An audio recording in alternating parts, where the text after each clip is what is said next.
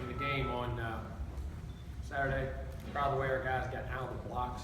Had a great opening drive of 13 plays. Hadn't even had a penalty or two, and we overcame it. Very poised in that regard. Need to stop those self-inflicted ones, but for the most part on penalties, I thought we were pretty good on the day. Did a better job there. Defensively, really liked the start we had, created turnovers again, created field position, and the offense took that change of momentum and stuck them in the end zone and didn't waste a turnover. Very proud of that. So I thought we were very good in the red zone on offense. Again, 2 weeks in a row, and then very good on third down, which is getting a lot of extra plays and getting us at bats and getting the defense off the field. And our defense is doing a really good job on third down and getting off the field.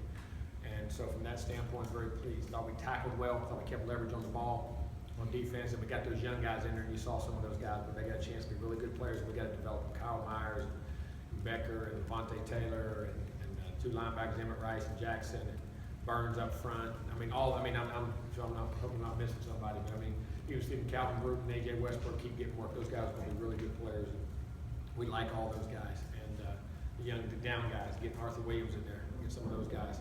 So proud of their offense to get some of those young receivers some at bats, get some of those young linemen, Landon Dickerson getting a start, Baselli coming in doing a real nice job, the other guys doing a nice job, Patrick ran well. I was very pleased with Amir Rasul, how he ran. Yeah, Ryan Green and Vickers had a couple really nice blocks, a couple nice plays on it, So we'll keep building our depth, and then tight ends, Kerr did a nice job, and they just keep getting better and better. We got a long ways to go, but very pleased with kicking game. We talked about return game, worked on it very hard in the offseason, got a punt return for a touchdown. Doing a much better job at the line of scrimmage, giving the returner space, and then we got the lane set up. Bobo did a nice job of hitting it, staying in it, finishing the play. Our kickers are kicking the ball extremely well. We're hitting our field goals with PATs. Our kickoffs are right where we want. We're kicking them out, then we're hanging them and covering, doing both. Doing a nice job there. Got to get a little more hang, but and we're covering very well, winning field position battles, punting the ball well, and then our coverage teams are doing a nice job. Got a lot of guys that we can mix and match in there. So very pleased. We're a long way from off. We have a huge development part of our team that we still have to get to where we got to get to, so we can feel comfortable rotating guys in and out and keep them fresh throughout the season. Those young guys are coming along very nicely. Proud of that. We got to learn to keep practicing. Last week we practiced okay. Didn't practice as well as we really wanted to. We got to learn that demeanor, and so we can play even better and create great habits on the practice field. And one thing I missed about last week, it was more of almost endurance time, just to kind of have to get them ready for what they were going to see, instead of didn't have enough time to really work like a normal week and get better. I hated losing that week like that, but that's the way it is. So, we've got to get better this week in practice. Got a great team coming up in Louisville, very dynamic on both sides of the ball, playmakers, kicking game. Extremely well coached. You go from A to Z. They're as good as there is around. So they do a great job. So we got to get better, get ready for the challenge, and get ready to roll. Questions? Anybody have an update on Derwin? Derwin has a torn cartilage in his knee. Do not have any ACL, any structural damage whatsoever. He has some cartilage damage, which we'll go in and see, and his timeout will depend on how it's repaired. And it's not necessarily, if it's torn or something, we have to jag it and cut it, it's actually less time back. If they sew it, it'll be or tack it down or whatever they say to do, it can be more time. Just depend, we'll do whatever's best for him. It was all it was a piece of cartilage that flipped. And there was no structure or knee damage in any way, shape, or form. Don't know how long. That's all going to depend on surgery and everything on it. Matter of fact, he's over there right now. He's getting surgery today. That's got to be a huge blessing after we. Yeah, it was. It just for his sake, because it was such a weird. With nothing to play, wasn't guys diving into your legs or falling into your legs. It makes a great hit, knocks the guy out of bounds, and when he just came down, it just popped the power and some. When the guys are that strong. But for him, I'm very happy. There's no structural damage or anything in that regard. At the time, I didn't think much of it. I just thought maybe he had a cramp or something, because we couldn't tell during the game. And then they grabbed me afterwards. They weren't sure, but we did the MRI that night. We went and saw and made sure, and it was great. And hopefully we'll get that worked out, and he'll be ready to go in some time. As far as just kind of the rotations that you have at defensive back, that you have a plan on losing guys, but what's it like to know that with your system, guys are interchangeable, you can move them that's around? That's what we plan for. That's why we practice like we practice. And that's how we position, whether backs or fullbacks, H-backs. I remember when we had Chris Thompson down in Miami. No one heard Devontae Freeman. He gets hurt, all of a sudden he comes in, but he had played enough. When we practiced, we had those young guys ready to play. His first action, remember, he had like 2 or 3 touchdowns that night, and we were able to upset and play a great game against Miami. It's happened. And the way we practice and the way we structure our team offense and defense, it's not planned for this, but you kind of put a safeguard around to make sure that all your bases are covered where you got to go. We got some great young players, I think, will be able to step up and play. And when you talk about some of like those young players, I mean, is it guys kind of like Westbrook we're talking about, Calvin? Oh, Westbrook, Calvin Brookman, you got Kyle Myers, you got Levante Taylor. I mean, when you're talking about nickel dime situation, you're talking about Becker, all those guys. Have you moved Marcus Lewis? What do you do with Marquez White? What do you do with Trey Marshall? Is he a nickel? Is he a safety? Hopefully get Nate Andrews back. We're planning on getting him back this week, getting him back on the field in different looks. So you got a lot of variations there. And then even the way how you play Matthew Thomas, whether he's a Mike, whether he's a Will, whether he's a rush guy. There's a lot of variations of guys like Pugh and those guys that can do different things in certain packages that can really, be very beneficial to us. And they're athletic guys that can run in space and play in space, and that's the thing we're happy about. Just to clarify, you said you think you'll have Nate back this week? That's what we're thinking, yes, as right now. If practice goes well, he'll be back in practice. There's not a scenario where Durham will play this week. is there? No. Is there a timetable or anything? 6 weeks or something like that? I love you, but God dang. I don't know. I don't know till they do the surgery and see how they're going to, how it's repaired. I have no idea. It can be anywhere from 2 weeks to 6 weeks, probably 8 weeks, 10. I mean, I don't know. Jimbo, obviously everybody knows about his talent and what do you miss with his leadership though? I think the presence. I mean, he has tremendous presence on the field. But I think also the way he is with his presence, that he won't allow that to be a factor either, because I think he'll be such a big part of those guys on the side of generating and motivating them and to get them to step up to the next level. I think on the field they'll miss him with his physical abilities and his leadership, but I think his presence on the sideline and his off the field things, the way he'll be with them, he'll have those guys mentally ready to play too. He's one of the few guys I've been around, the Jameis worlds and stuff like that, has such a unique effect on players in such a positive way. I mean, like Jameis, even, we played when we had to play without Jameis. I mean, and Sean played wonderfully. He played a great game, big game against Clemson here. And I think Sean did great, but Jameis had presence on the sideline for his team too. And I think Derwin's one of those guys that has an influence that way, and those guys will want to, I think, play well and do well for him. Now, we got to go out there and play. That doesn't make that happen. We'd much rather have him on the field. I mean, he's as good a defensive player as there is in this country, but, that's just the way it is. Coach, what do you take away from last year, a game against Jackson that you guys were able to contain him in the pocket? What do you take away from a game like that? Well, I mean, structurally, what he does, and they're still doing very similar things. They'll have adjustments and do things better. But, but he's progressed so much more as a player, in my opinion, with the poise and the leadership and just his passing skills and his reading. But, we've played against him, so we know what he's like, but that doesn't make it any easier. That guy's dynamic, man, in all phases of the world and how he plays. So we're going to have our hands full. We got to keep containing. We got to pressure, and we got to play Florida State football. We got to tackle in space, but then also, you slip up about that, and all of a sudden they're banging you up inside with inside runs and powers and stuff. So I mean, we got to play a complete football game and be very disciplined. Have great eye control in this game. Everybody talks about Lamar, and understandably so, but what is it about that offense that people might underlook, or even that defense that people might overlook, because it's more than just him on that team? Oh, they got good players. I mean, just like I heard that a couple years ago, 2014, I went, man, how'd you go up to Louisville? They had 10 guys drafted. We had 11, they had 10. Last year, look at the high picks they got. I mean, they got guys, the receivers and the players they've had through. They got really good players. I mean, Josh Harvey Clemens and Wiggins and Fields and the big nose guard, the junior college guys, Hearns, who's a defensive end from right here in town in Lincoln, Kelsey at linebacker, the corners, the receivers, Quick, and the line, they got good line, tight ends can run and catch. Back's a good player. All 2 or 3 of the receivers, Staples, those guys are big guys. That 18, the tight end, and athletic. I mean, they got really good players and they're coached well. I mean, that team, if you look at the history of the players that have come out of there, especially recently, I mean, they're as good as anybody. Did you like what you saw from DeAndre on tape, even on a short week? Yeah, pretty much so. I mean, he had a few mistakes here and there that we'll continue to clean up, and decisions and things like that. But I mean, I love the way he's progressing, very much so. What kind of players are AJ Westbrook and Calvin Bruton? How have you seen them develop to this point? I'll tell you what, very cerebral guys, very smart, learn very well, playing space well, tackle, understand the game. Understand the game a lot. And there's a lot of versatility in places you can put them in. Did you learn anything from the depth of your running back situation? Yeah, we got some good backs. I mean, I love the way Jaquez run. You saw Amir come in and do good, but Ryan Green and Patrick didn't have as many chances on the run a couple times, but I'm pleased with their progress, the way they're catching the ball, running the ball. Vickers had some really nice blocks, had a couple short yardage runs in there, was nice. Those guys they're progressing very nicely. You talk about the depth and having all that, and in the past you've talked so much about practice and habits. would you say these younger guys are starting to get those good practice Well, habits we early gotta on? get there. We're not there as a team yet. We still, even if the varsity guys, I say varsity, the experienced guys, I still think the practice habits about how you really gotta, every play. I mean, the focus, the concentration, and you gotta have it, you gotta play your way into it. You gotta develop that identity, and you gotta grind. There's no easy way to get ready for games.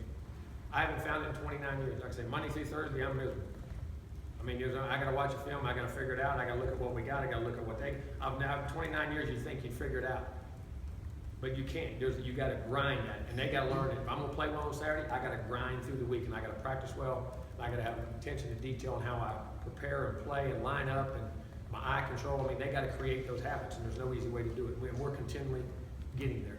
Jimbo, obviously, we all see the coverage bus when they complete the pass. Are there more of those, or how are you guys feeling about communication? You just notice a couple. I mean, for the most part, really good. But that's just, in the back end, that's the thing. When you mess up in the back end, it's usually very obvious. There's a lot of mess up sometimes underneath with things that you have no clue about. Linebackers and other people do, and I know that sounds crazy, but that's just the way it is. And, but no, I mean, that was just one miscommunication. And that happens. Any team I've ever been on, I mean, very few times. But now, hopefully you kids keep winding those down and closing them down, because mistakes back there cost you. And you always got to err, in my opinion, on taking something deep and, not making that call. But we actually only have one in the whole game. Well, two. Had two.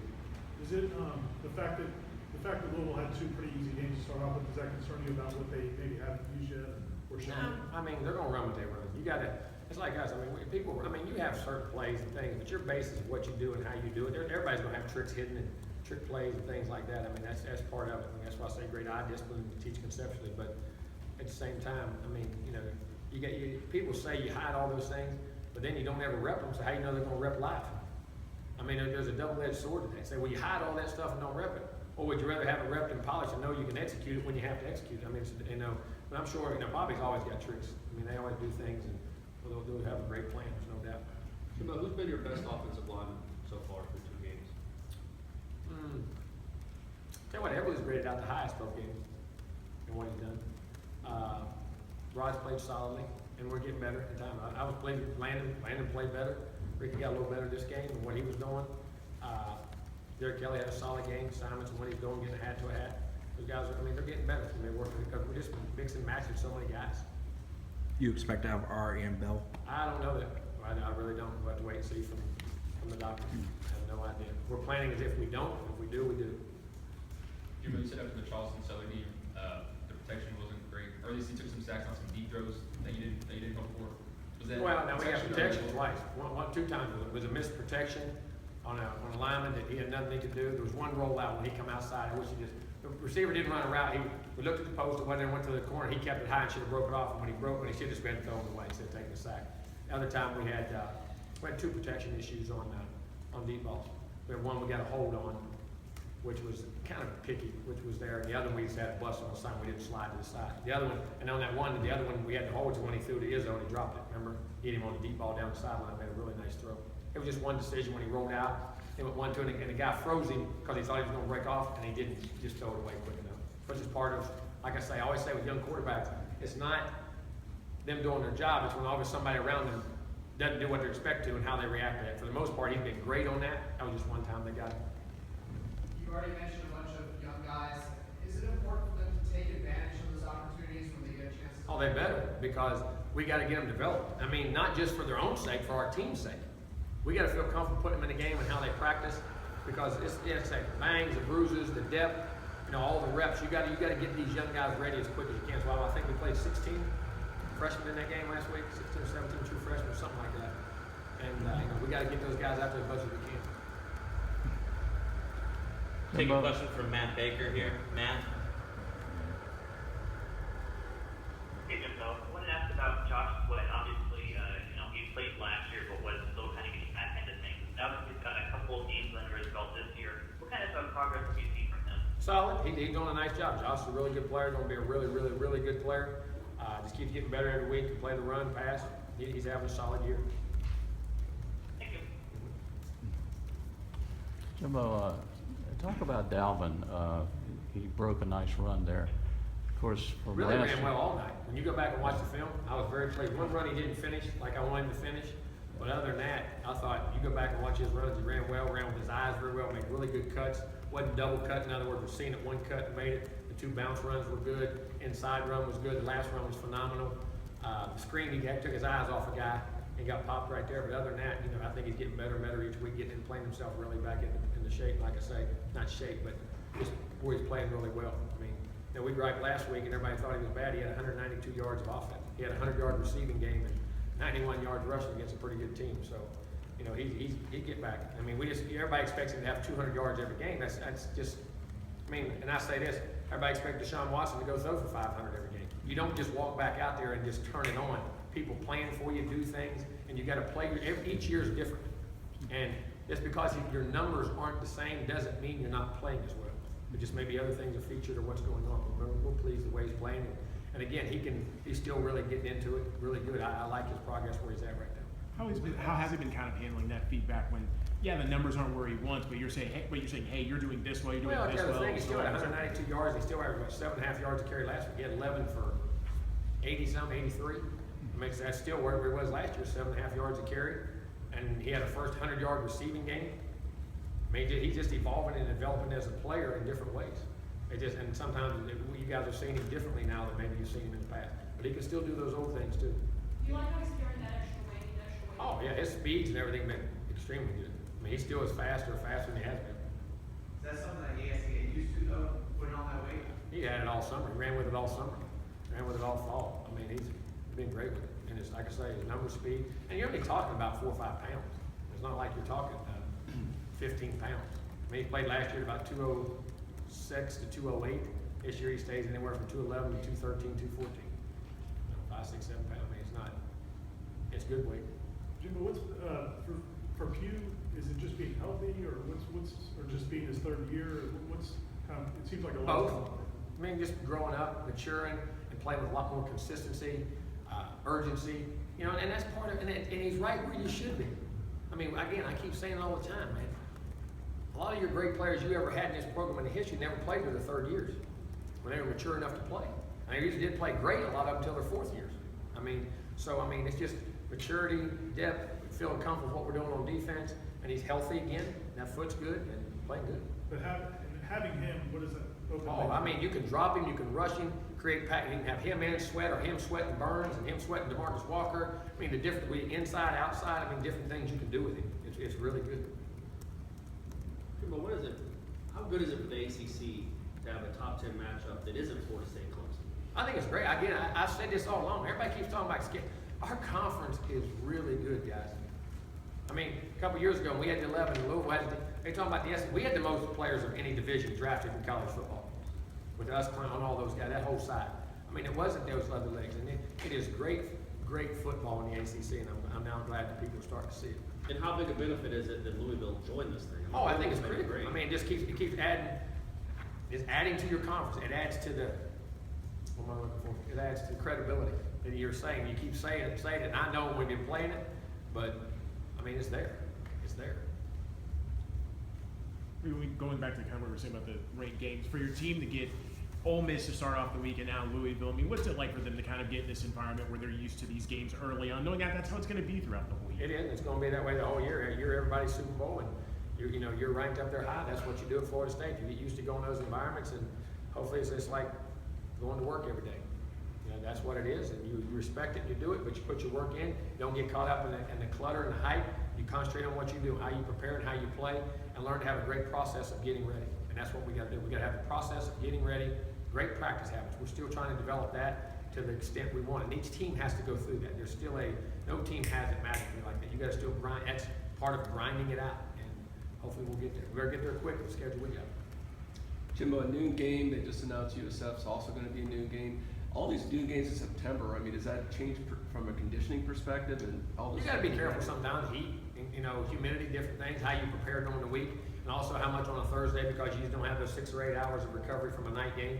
So it may change a little bit of preparation. But now we'll use the numbers to judge where the guys are and what we see them as and where their lows are and on recovery time. But we'll be able to. It does a little bit at times. It does. But also you catch it on the back end, so some of your recovery going into Monday is a little better. Because you're not playing, it's like you pick up those 6 or 8 hours, so it can work both ways. Logan Tyler's been off to a great start, both on kickoffs and punts. What have you seen out of him? Same thing. Those 2 young kickers I'm extremely pleased with. I mean, he's hitting his kickoffs where we want him, getting hang time, kicking them out when we're kicking them out. His punts are going really well, and just very proud of the way he's doing it. Is he I mean, you've had some great kickers here. Is his leg as strong as you've coached? Yeah, probably so. I mean, it's one of the strongest ones. We got one that's crazy, it's crazy strong, and the other one's crazy accurate, so I'm happy. Could Logan kick it out of the end zone every time? Yeah. So sometimes you're telling him to not. Sometimes we'll try to hang, and, I mean, you saw the Patriots do it last night. Whenever they moved it to the 25, act like that was a revolution. We've been doing that for a couple of years. I mean, it is, because that's an extra 5 yards. And if you got guys that can cover and get down in there, man, and shorten that up, it helps your team. But, you know, that's here and there, depending on how explosive that guy is, or where your coverage teams are, or, you know, what you want to do. You know, so keeping that versatility is really good. One more. How, for a guy like Jared Jackson I mean, your kickoff coverage unit is studs. I mean, it's all, for a guy like that, a walk-on receiver to turn a spot on there and then play the way he has. You know, again, you look at like Javion Elliott was. That's how he earned his role. And what I'm saying is, the guys that make it that far for 3 or 4 years as walk-ons generally, they either figure it out real quick that they got to play at a higher level and really adapt to what's going on, or they kind of just fade away and say, I don't really want to be a part of it. Jared's a guy who said, no, I want to continually fight and play at this level, and kept raising his game, conditioning, training, getting bigger, getting stronger, and just got used to the guys around him and his surroundings. Said, I want to be one of those guys, and he's developed himself in now, so he can be a very good contributor. We good? That's it. Thank you.